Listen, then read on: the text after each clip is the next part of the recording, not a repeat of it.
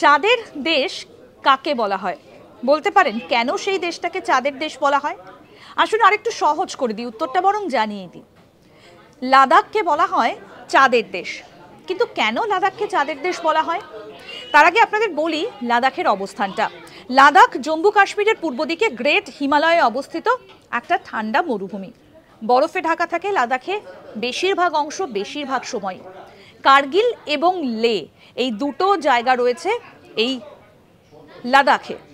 আর লাদাখের ভূমিরূপ কিন্তু অত্যন্ত বন্ধুর। চাঁদের পৃষ্ঠের সঙ্গে ভূখণ্ডের সাদৃশ্য থাকার কারণে লাদাখকে বলা হয় হচ্ছে মুনল্যান্ড, অর্থাৎ চাঁদের দেশ। আরও একটু আপনাদের জানাই যে লামায়ুরু তার চন্দ্র ল্যান্ডস্কেপ এবং মঠের জন্য কিন্তু অত্যন্ত জনপ্রিয়।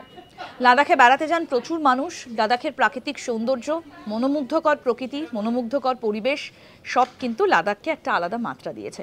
দেখতে থাকুন আজ তাক বাংলার ইউটিউব চ্যানেল, সাবস্ক্রাইব করুন।